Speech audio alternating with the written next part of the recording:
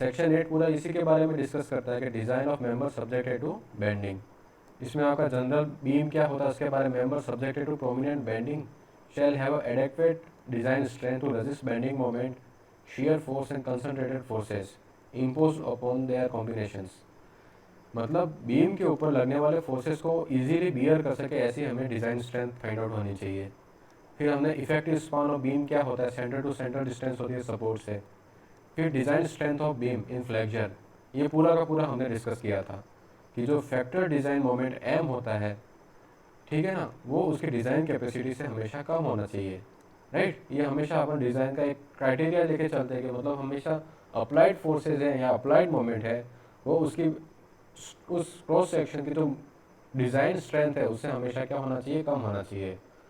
फिर हमने देखा था कि इसका सेक्शन 8.2.1 क्या कहता है, लेटरली अनसपोर्टेड बीम की हम डिज़ाइन स्ट्रेंथ किस तरह से फाइंड आउट करते हैं। लेटरली सपोर्टेड है मतलब उसके मतलब जो टॉप फ्लैंज है उसको अपन ने क्या किया है, फिक्स कर रखा है, या तो शेयर कनेक्टर प्रोवाइड किया है या फिर उसको अपन ने अपने रूफ के अंदर ही फिक्स कर रखा है, ओके, या फिर हमने ब्रेसिंग्स प्रोवाइड की है, या फिर हम कुछ कॉलर या फिर कॉलर प्रोवाइड कराते हैं।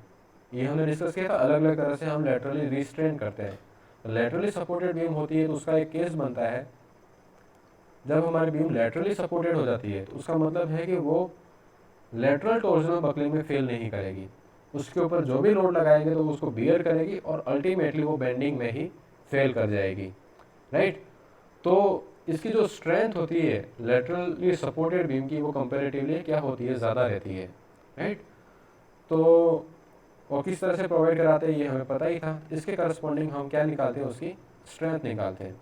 यहाँ पे क्राइटेरिया देखते हैं कि मतलब जब depth to thickness of web का रेशो वो 67 से कम होता है तो हम मानते हैं कि ये हमारा जो है वो लेटरली बकलिंग में ससेप्टिबल नहीं रहती है, वो इनफ स्ट्रेंथ इसमें रहती है, राइट। फिर यहाँ पे कुछ कोडल प्रोविजंस दे रखे हैं जिसमें आपकी मतलब फर्स्ट है शेयर फोर्स जो उस पर अप्लाई हो रहा है वो should exceed 0.6 times of DB, उसके करस्पॉन्डिंग हम डिजाइन बेंडिंग स्ट्रेंथ कितनी कैसे फाइंड आउट करते हैं, तो beta B into Z P into F I into gamma M zero, okay. तो यहाँ पे बीटा बी की वैल्यू 1 से Z E upon Z P के बीच में लाई करती है, जो कि प्लास्टिक और सेमी कॉम्पैक्ट सेक्शन के लिए तो बीटा बी की वैल्यू 1 होती है और सेमी कॉम्पैक्ट सेक्शन के लिए Z E upon Z P के बराबर होती है। जेड ई यहाँ पे अपना क्या है, सेक्शन मॉडुलस है इलास्टिक सेक्शन इलास्टिक में, और जेड पी अपना प्लास्टिक सेक्शन मॉडुलस है। गामा एम जीरो अपना पार्शियल फैक्टर ऑफ सेफ्टी होते हैं जिसकी वैल्यू 1.1 हम अज्यूम करते हैं। फिर दूसरा केस है हमारा जब v की वैल्यू जो है वो उससे क्या हो जाती है, हमारी एक्सीड कर जाती है। यहाँ पे तो कम होती है, यहाँ पे v is less than what 0.6 vd, और यहाँ का जो केस है सेकेंड केस है वो v is greater than what 0.6 vd, right. इस केस में हम क्या निकालते हैं, इसकी क्रिटिकल बेंडिंग स्ट्रेंथ निकालते हैं mdv क्यों है कि जब हमारा हाई शेयर की कंडीशंस आती है तो हमने बताया था कि हाई शेयर की कंडीशन आती है तो उसमें क्या है कि शेयर बकलिंग की टेंडेंसी होती है। मतलब शेयर बकलिंग का क्या होता है, जैसे हमारा ये बीम है इसके ऊपर जब लोड लगाते तो ये वेब है वो बैंड या बकल कर सकता है, हाई शेयर फोर्स होने के कारण वेब बकलिंग या वेब क्रिपलिंग आ सकती है, ओके। तो उसके कारण क्या है कि उसकी जो स्ट्रेंथ है जो मतलब वो अल्टीमेटली अचीव करेगी उससे क्या आएगी, कम आएगी। तो हम कोशिश करते हैं कि उसकी जो वैल्यू है जो मतलब डिज़ाइन बेंडिंग की कैपेसिटी है वो क्या होगी, रिड्यूस हो जाएगी। मतलब अब अपना जो बेंडिंग स्ट्रेंथ है वो कौन देगा, फ्लैंज देगा दोनों तरफ से, जो कि वेब है वो शेयर फोर्स को रेजिस्ट करेगा। तो उसकी जो बेंडिंग स्ट्रेंथ है वो वेब के एरिया को एक्सक्लूड करके हम फाइंड आउट करते हैं। तो यहाँ पे एम जो होता है वो अपना डिज़ाइन बेंडिंग स्ट्रेंथ हम फाइंड आउट करते हैं एक्सक्लूडिंग वॉट वेब एरिया या फिर शेयर एरिया। तो उसके हिसाब से फिर अपन यहाँ पे ये रहा एम को निकालते हैं, और जो एम होता है उसके लिए हमारे पास फॉर्मूला चलता है, वो क्या था, M D V is equal to, यहाँ पे लिख देता हूँ मैं, M D V is equal to what, M D minus beta into M D minus M F D, right. और यहाँ पे एम डी वी हमने बताया ही था कि ये क्या होता है कि एक्सक्लूडिंग फ्लैंज, और सिर्फ फ्लैंज के कारण जो बेंडिंग कैपेसिटी आती है उसको रिप्रेजेंट करते हैं। एम डी की जो वैल्यू होती है वो हमारी कितनी होती है, Z E into F I upon gamma M zero. Beta की जो वैल्यू होती है यहाँ पे ये होती है twice V upon B D minus 1 का होल स्क्वायर, इसको हम जब भी हम डिज़ाइन करेंगे, एग्जाम्पल सॉल्व करेंगे, तो हम इसको किस तरह से फाइंड आउट करते हैं ये हम केस आगे देखेंगे। ओके, फिर हमारा बीम था laterally unsupported beam. Laterally unsupported beam मतलब हम उसको जो टॉप फ्लैंज है उसको रिस्ट्रेन नहीं कर रहे हैं, वो फ्री है। उस केस में क्या होगा कि हमारा लेटरल टॉर्जनल बकलिंग का केस क्रिएट होगा, मतलब लेटरली वो बकल करेगा। जब लेटरली बकल करेगा तो उसमें क्या है कि इसकी जो बेंडिंग कैपेसिटी है वो क्या होगी, रिड्यूस हो जाएगी, वो क्रिटिकल मोमेंट कैरिंग कैपेसिटी के बराबर हो जाएगी, राइट। तो हमारी जो डिज़ाइन बेंडिंग स्ट्रेंथ है उसको हम beta B Z P into F B D से रिप्रेजेंट करते हैं। एफ बी डी हमारी क्या बेंडिंग कंप्रेसिव स्ट्रेंथ है, राइट। एफ बी डी की वैल्यू जो हम कंप्रेशन मेंबर की जब design bending strength find out करते थे, जिसमें अपन जाई F Y upon gamma M not का फॉर्मूला यूज़ करते थे, जाई L T into F Y upon gamma M not is equal to B D, right. इस फॉर्मूले में जाई की वैल्यू हम किससे निकालते थे, इस फॉर्मूले से। ये सारे फॉर्मूले हमने किस में डिस्कस किए, कंप्रेशन मेंबर की डिज़ाइन में देखे थे। तो यहाँ से फिर हम निकालते हैं, यहाँ पे हम लैम्डा एल टी की रिक्वायरमेंट होती है, तो लैम्डा एल टी क्या होता है, F Y upon F C R B, right. F C R B हम किससे निकालेंगे, टॉर्जनल बकलिंग में क्रिटिकल मोमेंट कितना लगा सकते हैं। तो उसके लिए हमारे पास क्रिटिकल मोमेंट का फॉर्मूला होता है ये pi square E I Y upon L T square into G I T plus pi square E I W upon L T का स्क्वायर, राइट। और इसको हम इक्वेट करते हैं beta B into Z B into F C R B. इस relation से हम S A R B निकालेंगे, इस एफ सी आर बी को हम यहाँ पे पुट करेंगे, इससे हमारे पास क्या आएगा, लैम्डा एल टी आएगा। लैम्डा एल टी की वैल्यू हम यहाँ पे पुट करेंगे, और अल्फा की वैल्यू जो होती है वो किसके बराबर होती है, 0.21 और 0.49। 0.21 जनरली हमारा रोड स्टील सेक्शन ही रहता है, तो उसके लिए हम 0.21 यूज़ करेंगे। उससे हमारी फाई एल टी की वैल्यू आएगी। फाई एल टी की वैल्यू हम यहाँ पे पुट करेंगे, और लैम्डा एल टी हमने निकाल ही लिया है under root F I upon F C R B से। इससे हमारे पास जाई एल टी आ जाएगा। जाई एल टी की वैल्यू पुट करने से हमारे पास एफ बी डी आएगा, और एफ बी डी की वैल्यू को हम यहाँ पे पुट करेंगे, जेड पी हम सेक्शन से ही निकालेंगे स्टील टेबल से। बीटा बी की वैल्यू 1 और Z E upon Z P से आ जाएगी। इससे हमारे पास डिजाइन बेंडिंग स्ट्रेंथ आ जाएगा फॉर लेटरली अनसपोर्टेड बीम। इस तरह से हमारा पूरा प्रोसीजर चलता है। अगर हमें ये सारी चीज़ें नहीं करनी है जानली, तो उसके लिए हम सीधा टेबल का यूज़ कर सकते हैं। यहाँ पे एफ सी आर बी की वैल्यू निकालो, अल्फा हमारा रोड स्टील सेक्शन है, तो अल्फा एल टी की वैल्यू 0.21 वाले टेबल में देखो, उससे हमारी सीधी एफ बी डी की वैल्यू आ जाएगी, राइट। एफ आई की वैल्यू हम कौन सी यूज़ करते हैं, 250। जैसे हमारी एफ सी आर बी की वैल्यू 500 आती है, तो 500 और 250 के बीच में हमारा 188.6 न्यूटन पर एम एम स्क्वायर हमारी एफ बी डी की वैल्यू आ जाएगी। तो हम इस तरह से भी लेटरली अनसपोर्टेड बीम का डिज़ाइन बेंडिंग स्ट्रेंथ हम फाइंड आउट कर सकते हैं। ये हमने सारी चीज़ें डिस्कस कर ली थी, ठीक है ना। तो आज हम देखेंगे कि वेब बकलिंग का कंसेप्ट क्या होता है और वेब क्रिपलिंग क्या होता है। ओके, समझ में आ रहा है ना आपको।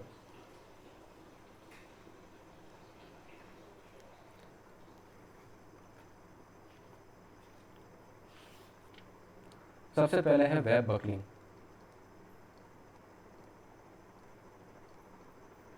वेब बकलिंग का मतलब क्या होता है कि जब हमारा वेब होता है रोड स्टील सेक्शन का, जैसे ये हमारी यहाँ पे क्या है, ये आई बीम है।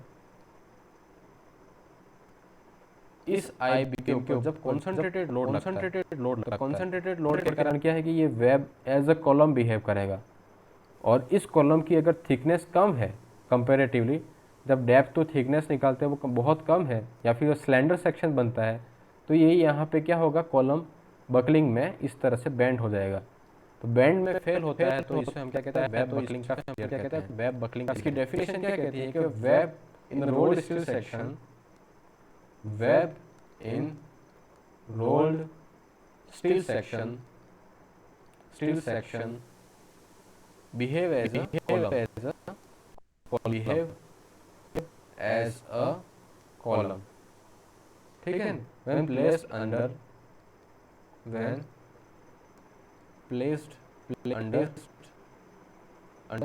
concentrated load. तो इस केस में क्या होता है कि वेब की जो सेंटर पे in this case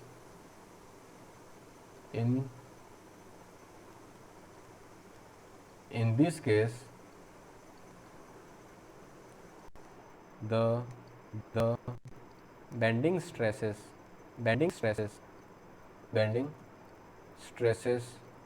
in web is greater than what? Critical than what? Critical buckling stresses. तो ये क्या होगा, वेव हमारा क्या बकल कर जाएगा, वेव बकल, इसका मतलब है कि इसकी जो बकलिंग की कैपेसिटी होती है उससे ज़्यादा अगर इसमें स्ट्रेसेस जनरेट हो जाएंगे तो ये हमारी जो वेव है वो इस तरह से बैंड हो जाएगी, इस तरह से बैंड जब होती है तो उसे हम वेव बकलिंग फेलियर कहते हैं। तो जो इसकी कैपेसिटी होती है वो कितनी होती है वो हम किस तरह से फाइंड आउट करते हैं, जो उसकी कैपेसिटी होती है उसे कहते हैं web buckling web buckling strength. Web buckling strength जो होती है इसे हम FWB से रिप्रेजेंट करते हैं। ये होता है हमारा B into TW into FCD। Okay, अब यहाँ पे B क्या है, TW क्या है वो देखते हैं। तो जैसे हमारा क्या है, ये आई सेक्शन है, उसका अगर प्लान व्यू देखें या फिर साइड व्यू देखें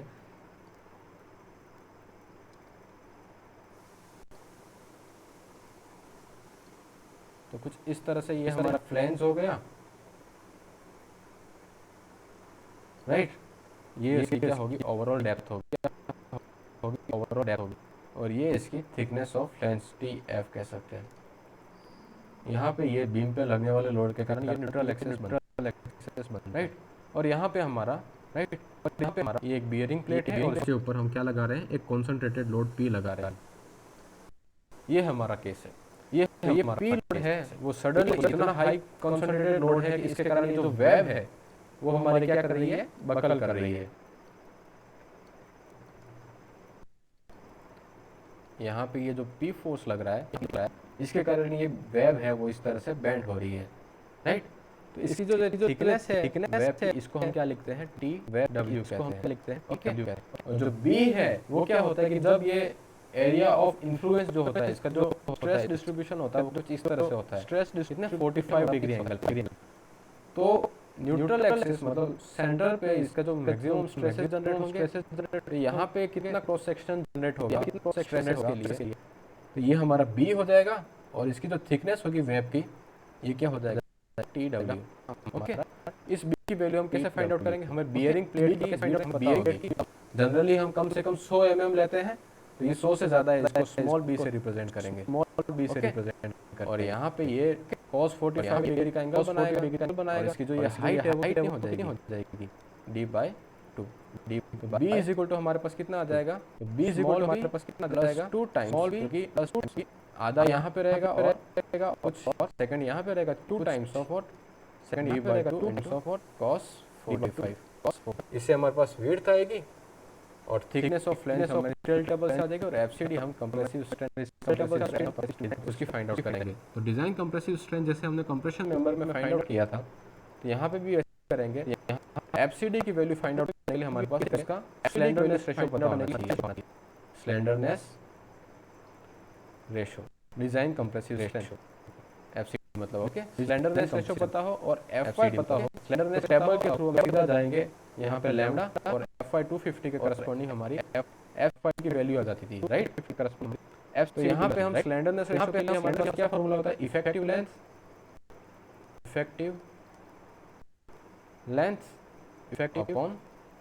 length upon what, radius of gyration. Effective length किसकी, इसकी इफेक्टिव, यहाँ से इफेक्टिव लेंथ, इसके लिए हमारे पास 3 केसेस चलते हैं। फर्स्ट केस है, इस डिस्टेंस को हम अगर d1 मानते हैं, टोटल तो हमारी कितनी है, d1 मानते हैं, इस हमारी कितनी d, हम वेब की जो डेप्थ है उसको d1 मानते हैं, तो हम इफेक्टिव लेंथ कितने निकालेंगे या फिर इफेक्टिव डेप्थ किस तरह से निकालेंगे। फर्स्ट केस है व्हेन हमारा क्या है कि बोथ एंड्स जो है वेब के वो कैसे हैं, restrained against deflection and rotation है, रिस्ट्रेंड रोटेशन है, रिस्ट्रेंड अगेंस्ट डिफ्लेक्शन एंड, तो इफेक्टिव डेप्थ कितनी हो जाएगी, इफेक्टिव लेंथ कितनी हो जाएगी उस वेब की या कॉलम की, d1/2, ये हो जाएगी हमारी इफेक्टिव डेप्थ, 2 ये हो जाएगी हमारी effective depth, okay. Second case है जब वेब के जो एंड है सेकंड वो हमने लेटरल डायरेक्शन में तो रिस्ट्रेन कर रखा है पर रोटेशन में रिस्ट्रेन नहीं किया है। Ends are restrained in lateral deflection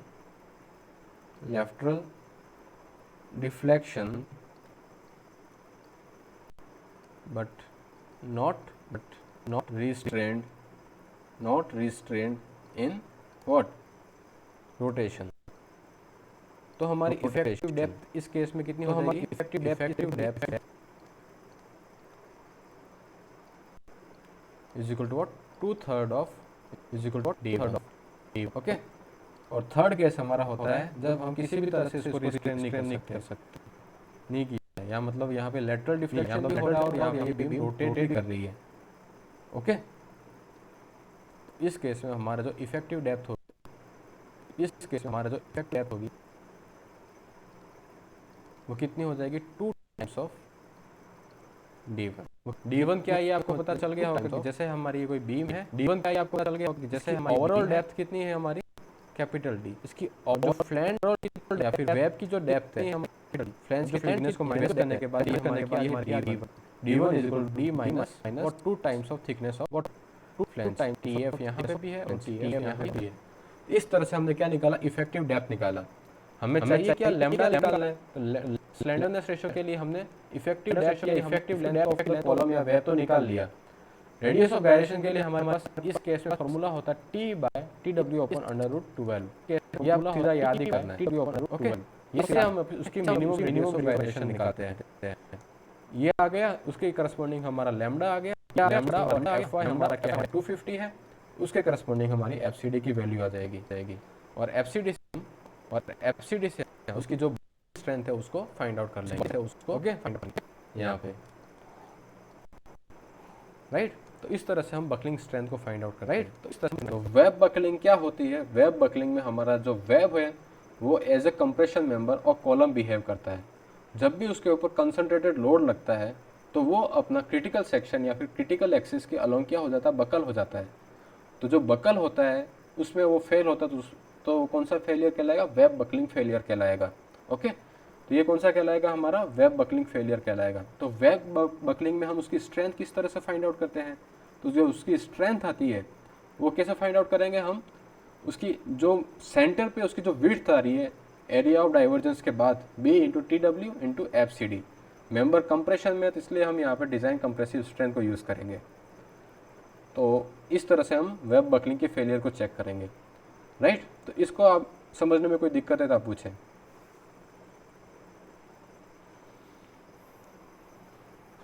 कि नहीं समझ में आया? Yes sir. आ गया समझ में?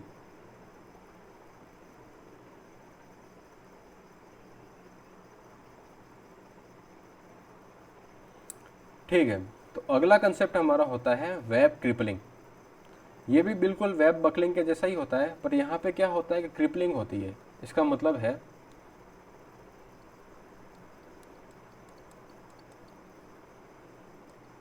जैसे क्या होता है कि हमारी ये कोई बीम है,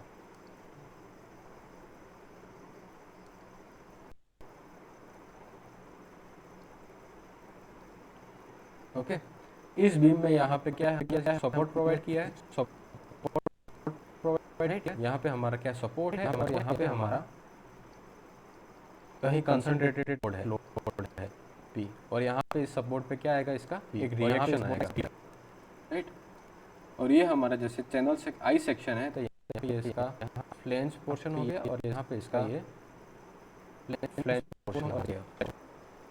तो क्या होता है कि जब P फोर्स बहुत ज़्यादा रहता है और यहाँ पे ये R रिएक्शन फोर्स बहुत रहता है और इनके बीच की जो लेंथ है ये बहुत कम होती है, तो उसमें क्या होता है कि जब ये P फोर्स ज़्यादा रहता है तो ये P फोर्स क्या होगा? धीरे धीरे यहाँ फ्लेंज में ट्रांसफर होगा। फ्लेंज से ये फोर्स किस में ट्रांसफर होगा? इस वेब में ट्रांसफर होगा। इस वेब से ये फोर्स इस फ्लेंज में ट्रांसफर होगा, यहाँ से फिर इस बियरिंग प्लेट में, और फिर यहाँ पे ये रिएक्शन जनरेट करेगा। बियरिंग प्लेट तरह से यहाँ पे फोर्स ट्रांसफर होता है। जैसे हम यहाँ पे देखते ही हैं, ये हमारा कोई कॉलम है, इस कॉलम पे हम लगा रहे हैं P लोड लगा रहे हैं, तो ये P लोड है वो क्या बियर करेगा और फिर यहाँ पे जो नीचे कॉलम बियर और फिर यहाँ पे नीचे कॉलम उसमें वो लोड ट्रांसफर होगा और देन आफ्टर सराउंडिंग सोल में डिस्पर्स कर देता है। सराउंडिंग सोल यही मैकेनिज्म यहाँ पे भी होता है। यहाँ पे पी फोर्स है, वो सबसे पहले इस बियरिंग प्लेट के द्वारा बियर किया जाता है, इसके थ्रू ये इस फ्लैंज पोर्शन में आता है। देन ये लोड कहाँ ट्रांसफर होता है, हमारा वेब पोर्शन में। वेब से ये वापस नीचे वाली फ्लैंज में ट्रांसफर होता है, फिर यहाँ पे ये रिएक्शन की बियरिंग प्लेट से रिएक्शन बियरिंग कॉलम में या फिर हमारा सपोर्ट पे चला जाता है। तो सपोर्ट पे हमारा रिएक्शन आ रहा है। तो इस तरह से जब लोड इस तरह से तो यहाँ पे हमारा क्या होता है कि जो क्रॉस सेक्शनल एरिया का जो डिस्ट्रीब्यूशन है वो ग्रेजुअल होना चाहिए। मतलब ये पी फोर्स है, वो जब इसमें A1 एरिया में ट्रांसफर कर रहा है तो यहाँ पे सिग्मा स्ट्रेस एरिया जनरेट होता है, यहाँ पे सिग्मा स्ट्रेस कितने जनरेट होंगे, ओके। अब यहाँ से जब ये दूसरे पोर्शन में ट्रांसफर करेगा तो यहाँ पे अब हमारा एरिया बढ़ रहा है तो स्ट्रेस की वैल्यू क्या हो जाएगी, डिक्रीज कर जाएगी। तो पी फोर्स अब यहाँ पे ये A2 एरिया में बियर किएगा तो यहाँ पे P/2 A2 एरिया में बियर किया। अगर A2 एरिया ज्यादा तो सिग्मा स्ट्रेस की वैल्यू क्या होगी, बहुत कम हो जाएगी। फिर क्या है कि यहाँ पे अगर हम सडनली रिड्यूस कर देते हैं वेब में, अगर हम सडनली रिड्यूस करते हैं इस तरह से होगा कि यहाँ पे एरिया हमारा A3 क्या हो गया, सडनली रिड्यूस हो गया। तो यहाँ पे जो सिग्मा 3 होगा स्ट्रेसेस जो होंगे वो P बाय क्या होगा, E होगा। A3 की वैल्यू हमारे पास क्या है, वेरी A3 की वैल्यू हमारे पास क्या है, वेरी स्मॉल। जब A3 हमारा बहुत स्मॉल है तो यहाँ पे सिग्मा 3 की वैल्यू क्या होगी, इस P2 या हमारा बहुत ज्यादा रहेगी। तो यहाँ पे ये जो स्ट्रेस ट्रांसफर हो रहा है फ्लैंज से फ्लैंज, यहाँ पे एक केस बनेगा जिसे हम कह रहे हैं स्ट्रेस कंसंट्रेशन। यहाँ पे एक केस बनेगा जिसे हम स्ट्रेस कंसंट्रेशन, ओके। इस स्ट्रेस कंसंट्रेशन के कारण होता है कि बीम पे यहाँ पे बहुत हैवी स्ट्रेसेस आ जाते हैं, जॉइंट पे इस जंक्शन पे हैवी स्ट्रेसेस आ जाते हैं। इसके कारण यहाँ पे क्या ये बियरिंग फेल कर जाता है। तो बियरिंग में फेल होने के कारण क्या कि यहाँ पे जंक्शन पे जो ये बीम होती है वो क्या कर जाती है, क्रिपल डाउन कर जाती है। मतलब जैसे यहाँ पे ये फ्लैंज है, फ्लैंज से फोर्स ट्रांसफर हो रहा है, ठीक है ना। तो जब जैसे ही हैवी फोर्स होगा तो यहाँ पे तो उसके स्ट्रेसेस क्या होंगे, बहुत कम रहेंगे। फिर जैसे ही वेब में आएगा तो वेब में इतना स्ट्रेस जनरेट बियर करने की कैपेसिटी नहीं होगी, तो वो इस तरह से यहाँ पे ट्रिपल कर जाएगी या फिर हल्की से यहाँ पे इस तरह से बैंड हो जाएगी, ओके। इस तरह से जैसे यहाँ पे मैं डायग्राम में बताऊं तो फ्लैंज और वेब के जंक्शन पे जो हमारी वेब है वो ट्रिपल कर जाती है, मतलब सिकुड़ जाती है, मतलब सिकुड़ जाती है। ये हमारी यहाँ पे फोर्स लगने लगे, ये कुछ इस तरह से, ओके, इस तरह से ये कर जाती है। तो जब इस तरह के बियरिंग फेलियर होते हैं तो इसे हम क्या कहते हैं, वेब क्रिपलिंग फेलियर, ओके। इसे हम क्या कहते हैं, वेब से हम क्या कहते हैं, web crippling failure, okay. Concept समझ में आया। वेब बकलिंग क्या होता है और क्रिपलिंग क्या होता है। बकलिंग में क्या है, पूरा का पूरा वेब हमारा क्या है, एक कॉलम की तरह बिहेव करता है। जब कॉलम की तरह बिहेव करेगा तो इस पॉइंट पे और इस पॉइंट पे हमारा कंसंट्रेटेड लोड लगने के कारण सेंटर पे वो इस तरह से बैंड कर जाता है, जैसे हमारा क्या है, कॉलम बैंड करता है, राइट, इस तरह से। और क्रिपलिंग में क्या है कि स्ट्रेस कंसंट्रेशन क्रिएट हो जाती है, ताकि वो किस में फेल होता है, वो बियरिंग में फेल होता है। इसलिए वो जो जंक्शन पॉइंट होता है वहां पे वो क्या होता है, सिकुड़ जाता है इस तरह से। तो उस तरह से जब वेब फेल होता है तो उसे हम क्या कहते हैं, क्रिपलिंग फेलियर कहते हैं। तो क्रिपलिंग की स्ट्रेंथ कितनी होती है, अगर उससे ज़्यादा उस पर अगर वर्टिकल स्ट्रेसेस आते हैं, वर्टिकल लोड आता है, तो उससे क्रिपलिंग में फेल हो जाएगा। तो डिजाइन क्रिपलिंग स्ट्रेंथ या फिर बियरिंग स्ट्रेंथ कितनी है वेब की, वो यहाँ पे हमें फाइंड आउट करनी होगी, राइट। तो यहाँ पे जो बियरिंग स्ट्रेंथ है वेब की, यहाँ पे जो वेब की बियरिंग स्ट्रेंथ है वो कैसे फाइंड आउट करेंगे, हम फाइंड आउट करेंगे जिसे हम द बियरिंग स्ट्रेंथ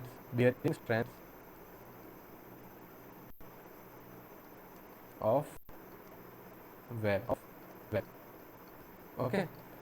इसे हम FW से रिप्रेजेंट, FW हमारा क्या होता है, हमारा होता है FYW into FY divided by gamma M0। अब यहाँ पे AE है, वो एरिया ऑफ क्रॉस सेक्शन उस जंक्शन पे, तो वो हम किस तरह से निकालते हैं, यहाँ पे जैसे हमारे क्या है, बीम है, बीम का ये फ्लैंज हो गया,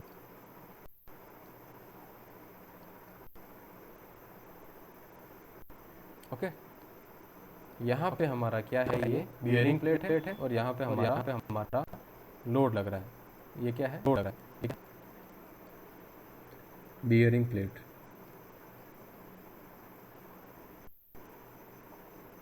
ओके, और यहाँ पे हमारा लोड लग रहा है। ओके, और इसमें जो डिस्पर्शन एंगल होता है वो 45 डिग्री नहीं होता है। इसमें जो डिस्पर्शन एंगल है वो कितना होता है, 1 वर्टिकल 2.5 हॉरिजॉन्टल।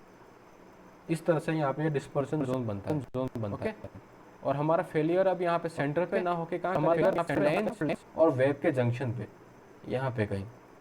तो ये हम किस तरह से निकालते हैं, जब हमारा रोल स्टील सेक्शन होता है तो वहाँ पे शार्प एजेस नहीं रहती है। मतलब जैसे हमारा ये यहाँ पे ये स्टील का फ्लैंज हो गया और यहाँ पे ये वेब और इस तरह से कर्वेचर रहता है यहाँ पे।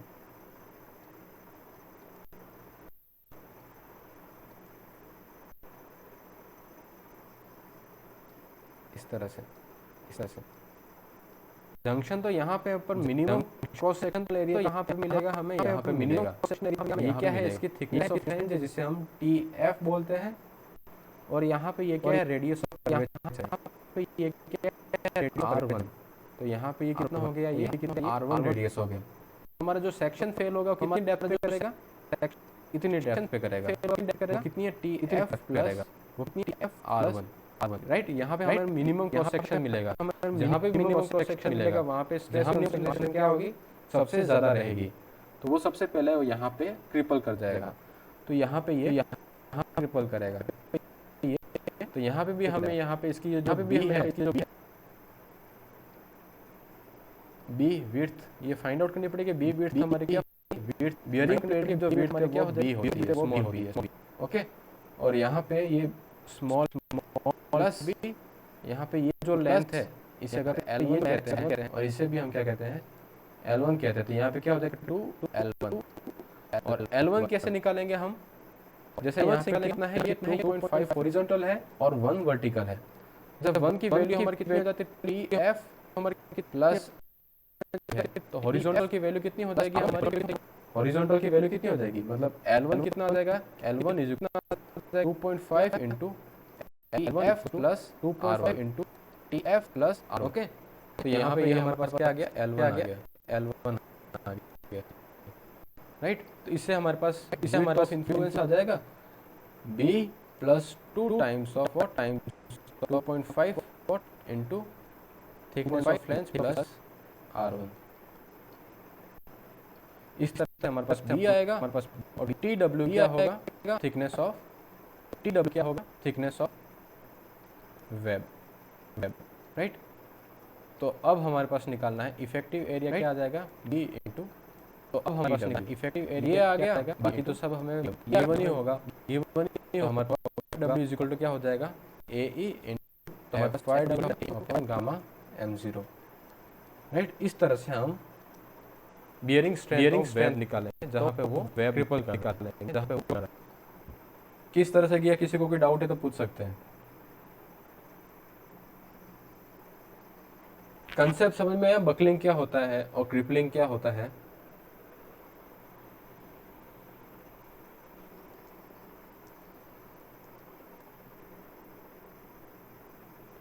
यश, आप दोनों को समझ में आया ये?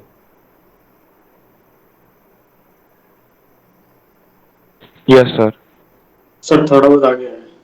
हाँ ठीक है, कहाँ डाउट आया है, जैसे मैं इसको रिवाइज कर रहा हूँ, देख लेना। पहला होता है जो बीम होती है ना, उस पर हमारे डिफरेंट टाइप ऑफ लोड लगते हैं। कंसंट्रेटेड लोड भी होता है और यूनिफॉर्मली डिस्ट्रीब्यूटेड लोड भी लगता है। जब भी कंसंट्रेटेड लोड बहुत हैवी होता है, तो जब हैवी लोड होता है तो उसमें जो वेब होती है वो बहुत क्रिटिकल सेक्शन की तरफ बिहेव करती है, बहुत क्रिटिकल इन सेंस, या तो ये कॉलम की तरफ बिहेव करेगा तो ये इस तरह से बेंडिंग में फेल कर जाएगा। राइट, दूसरा केस होता है कि जब यहाँ पे स्ट्रेस, इसके कारण जो यहाँ पे फ्लैंज में जो यहाँ पे स्ट्रेस का डिस्ट्रीब्यूशन होता है वो सडनली जब वेब में ट्रांसफर होता है तो स्ट्रेस कंसंट्रेशन क्रिएट होती है। यहाँ पे क्या होता है, स्ट्रेस कंसंट्रेशन, मतलब हेवी स्ट्रेसेस जनरेट होते हैं, क्योंकि हमारा क्रॉस सेक्शनल एरिया क्या होता है, कम हो जाता है। यहाँ पे पी लोड को बियर करने के लिए फ्लैंज के पास एरिया ज्यादा है, विड्थ तो ज्यादा है के पास, तो ये मतलब स्ट्रेस को इजीली डिस्ट्रीब्यूट कर देगा। राइट, जब इतना स्ट्रेस जब स्मॉल क्रॉस सेक्शन पे आएगा, इतना फोर्स जब स्मॉल क्रॉस सेक्शन पे आएगा तो यहाँ पे स्ट्रेस की क्या वैल्यू होगी, बहुत ज्यादा होगा, मतलब स्ट्रेस का वेरिएशन बहुत ज्यादा रहेगा। इस वेरिएशन के कारण यहाँ पे क्या होगा कि बियरिंग कैपेसिटी, इसकी बियरिंग कैपेसिटी ज़्यादा मतलब फोर्सेस आ जाएंगे, तो यहाँ पे ये क्या हो जाएगा, इस तरह से क्रिपल कर जाएगा, या फिर यहाँ पे ये बकल कर जाएगा। जंक्शन स्प्लाइस बकलिंग होती है या बेंडिंग होती है या फिर सिकुड़ जाता है, उसको अपन क्या कहते हैं, वेब क्रिपलिंग। और पूरा का पूरा वेब हमारा जो है वो as a compression member fail कर जाता है, मिड पे फेल जाता है, उसे हम क्या कहते हैं, वेब बकलिंग। अब बकलिंग की स्ट्रेंथ निकाल, इसके लिए हम क्या निकालेंगे, इसका जो क्रिटिकल क्रॉस सेक्शनल एरिया वो कहाँ पे बनेगा, यहाँ पे बीच में बनेगा।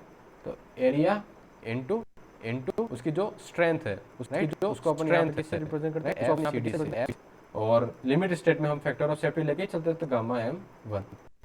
Area of cross section area पे जब हम निकालेंगे तो इसमें क्या आएगा, एक मिड पे थिकनेस आएगा, और उसका जो विड्थ है, जो विड्थ ऑफ इन्फ्लुएंस यहाँ पे कोड कहता है हमारा, जो लोड का जो डिस्पर्जन है वो कितना है, 45 डिग्री पे होता है, ये कोडल प्रोविजन में, ठीक है ना। 45 डिग्री पे सेंटर में इसका विड्थ कितनी आ जाएगी, सेंटर में इसकी विड्थ सेंटर में इसकी विड्थ हो जाएगी, सेंटर में b plus 2 times of what, यहाँ पे ये डिस्टेंस है d/2 इनटू cos 45, एंड ये हमारे पास टोटल विड्थ आ गई, एफसीडी। एफसीडी जब हम डिजाइन कंप्रेसिव स्ट्रेंथ निकालते थे, एफसीडी की वैल्यू निकालने के लिए हमारे पास टेबल को यूज नहीं करते, सारे फॉर्मूले हम यूज करते थे। जैसे ये हमारा कोडल प्रोविजन है,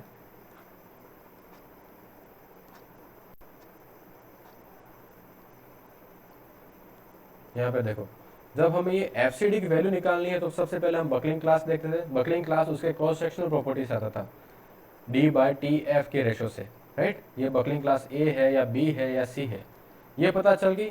स्लेंडरनेस रेशो निकालेंगे हम, lambda is equal to what, effective depth upon radius of gyration. Radius of gyration कितना था, t/√12। इफेक्टिव डेप्थ हमारी क्वेश्चन में दे रखा होगा कि आपकी जो एंड है उस वेब के कैसे कर रखे, रिस्ट्रेन कर रखे रोटेशन और लेटरल डिफ्लेक्शन में, तो हम d/2 ले लेंगे। जब वो रोटेशन में रिस्ट्रेन किया हुआ, डिफ्लेक्शन में रिस्ट्रेन किया है और रोटेशन में नहीं किया, तो ये 2/3 ऑफ d1 हो जाएगा। और अगर यहाँ पे फ्री कर रखा है दोनों में, तो यहाँ पे ये 2d1 हो जाएगा। इससे हमारी इफेक्टिव डेप्थ आ जाएगी। Radius of gyration thickness of web से हम फाइंड आउट कर सकते हैं। इससे हमारा क्या आएगा, लैम्डा आएगा। तो लैम्डा कहाँ पे लाई कर रहा है वो हम यहाँ पे चेक करेंगे। fy हमारा जनरली क्या होता है, 250 होता है हर क्वेश्चन में, ओके। और देखेंगे कि बकलिंग क्लास बी है, सी है या ए है, वो उसके डेप्थ टू थिकनेस रेशो से हम पता चल जाता है, राइट। तो उसके हिसाब से हमारे पास एफसीडी की कोई भी वैल्यू आ जाएगी। यहाँ के बीच में कोई भी इंटरपोलेशन करना है तो ये सब आपको पता ही है, राइट। तो यहाँ से हमारे पास एफसीडी की वैल्यू आ जाएगी, तो हमारे पास डिजाइन स्ट्रेंथ कितनी है इस वेब की वो पता चल। अगर पी लोड के कारण यहाँ पे कंसंट्रेटेड स्ट्रेसेस जो जनरेट हो रहे हैं या फिर जो शियर फोर्स जनरेट हो रहा है वो इसकी कैपेसिटी से ज्यादा होगा, तो बकलिंग में ये क्या हो जाएगा, फेल कर जाएगा। कैपेसिटी से ज्यादा होगा, अगर जो शियर फोर्स आ रहा है इस सेक्शन पे वो इसकी जो बकलिंग स्ट्रेंथ है उससे अगर कम, तो हमारा सेफ जोन कहलाएगा। अगर सिमिलरली हम वेब क्रिपलिंग का केस देखते हैं, वेब क्रिपलिंग में फेलियर किस में होता है, बियरिंग में, ओके, बियरिंग में। तो जब बियरिंग फेल हो रहा है तो हम यहाँ पे इसका फॉर्मूला क्या बनेगा, इफेक्टिव एरिया फॉर्मूला क्या बनेगा, FYW और गामा m1। यहाँ पे इफेक्टिव एरिया कहाँ लेंगे, सेंटर पे लेंगे नहीं, जहाँ पे सेक्शन क्रिटिकल होगा वहाँ सेंटर नहीं। क्रिटिकल कहाँ होगा, जहाँ पे उसका क्रॉस सेक्शनल एरिया क्या होगा, सबसे कम होगा, राइट। हमारा जो जनरली क्या होता है, रोल स्टील सेक्शन होता है। तो स्टील सेक्शन में हम जैसे क्या होता है, शार्प एजेस नहीं देते, हम एजेस देते हैं, राइट। यहाँ पे कटिंग एज नहीं होती, यहाँ पे इस तरह से कर्वेचर होता है, राइट। तो क्रिटिकल सेक्शन मतलब मिनिमम क्रॉस सेक्शन एरिया मतलब कहाँ मिलेगा, हमें यहाँ पे मिलेगा। यहाँ पे इसकी थिकनेस क्या होगी, सबसे कम होगी। तो कितनी यहाँ पे इन्फ्लुएंस, अब यहाँ पे थिकनेस कम होगी तो यहाँ पे फेल कहाँ करेगा, ये फेल क्रिपलिंग में इस सेक्शन पे कट करेगा या फिर फेल करेगा। तो हमें इसका जो डिस्पर्जन एंगल है वो कितना होता है, हमारा 2:1 होता है। कितना होता है, अगर हमारी हाइट कितनी है ये पता चल जाएगी तो हम इसका डिस्पर्जन विड्थ निकाल लेंगे, राइट। तो डिस्पर्शन विड्थ कितनी होगी, जब हमारी ये 2.5 है और जब ये 1 है। एक्चुअली में ये कितना है हमारा, थिकनेस ऑफ फ्लैंज प्लस ये R1 radius, thickness of flange plus ये R1 रेडियस, आपने जो स्टील टेबल में R1 रेडियस जब क्रॉस सेक्शनल प्रॉपर्टी में दे रखी है, राइट, दे रखी तो TF * R1, तो यहाँ पे 2.5 टाइम्स TF 2.5 TF R1 हो जाएगा। सिमिलरली यहाँ पे भी क्या हो जाएगा, 2.5 * R1। बियरिंग की विड्थ आपको क्वेश्चन में दे रखी है, अगर नहीं दे रखी है तो आप उसको 100 mm से ज़्यादा मानेंगे। ओके ओके, इससे आपके पास विड्थ ऑफ डिस्पर्जन आ जाएगा और उसकी थिकनेस है यहाँ पे कितनी है, TW के बराबर है। तो यहाँ से हमारे पास AE आ जाएगा और FYW कितनी होती है, 250 होती है। इससे हम अपनी वेब क्रिपलिंग स्ट्रेंथ या फिर bearing strength of web find out कर लेंगे। बियरिंग स्ट्रेंथ आ गई तो यहाँ पे लगने वाला शियर फोर्स की वैल्यू अगर इससे कम है तो हमारा इससे कम वेब क्या होगा, क्रिपलिंग में सेफ हो जाएगा। अगर इससे ज्यादा आती है तो हमारा वेब क्या होगा, क्रिपलिंग में फेल कर जाएगा। ठीक है, तो ये क्रिपलिंग और वेब बकलिंग का कंसेप्ट है। अब किसी को कोई डाउट है तो पूछे।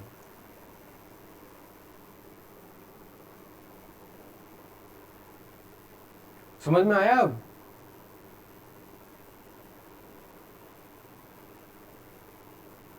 Yes sir.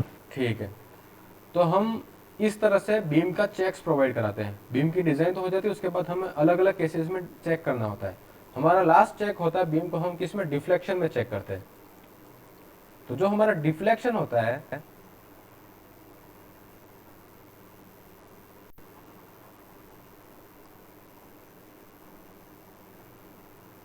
वो कितना, स्पान ऑन 300 से कम होना चाहिए। अगर है तो हमारा डिफ्लेक्शन है, उसका हमारे मानेंगे। डिफ्लेक्शन में चेक क्यों करते हैं कि अगर हमारा बीम है, कहते हैं कि अगर हम बहुत ज्यादा हैवीली डिफ्लेक्ट हो जाती है, मतलब इसमें जो डेल्टा की वैल्यू है वो स्पान अपॉन 300 से ज्यादा है, तो हमारा क्या कि उसकी जो छत है उसके ऊपर ऐसे ऐसे पॉन्ड क्रिएट होता है, मतलब इस तरह से ये मुड़ाव क्रिएट होगा। तो कोई भी ड्रेनेज का पानी होगा वो इसके अंदर इकट्ठा हो जाएगा, इसमें निकालने में हमें असुविधा आएगी। इसमें यहाँ पे रहने वाले लोग होंगे वो भी डिस्कम्फर्ट फील करेंगे, उनको लगेगा कि ये बीम अभी टूट के नीचे गिर जाएगी, राइट। इसलिए हम कोशिश करते हैं कि हम कोशिश मतलब सर्विसिबिलिटी है, सर्विस उसी कंडीशन को भी ये बीम सेटिस्फाइड करे। तो उसकी लिमिटिंग कंडीशन क्या है, हमारी स्पान अपॉन 350। ये जो डेल्टा की वैल्यू है वो इससे हमारी क्या होनी चाहिए, कम होनी चाहिए। इन तीनों चेक्स को प्रोवाइड करा के हम हमारी जो बियरिंग स्ट्रेंथ है वो तो हम निकाल ही लेंगे। फिर इन तीनों चेक्स को प्रोवाइड करा, और इन सब में सेफ आती है तो हमने जो बीम की डिजाइन की है वो क्या है, सब सेफ जो बेस्ट है। ओके, इस तरह से हम हमारे सारे बीम्स के डिजाइन देखते हैं।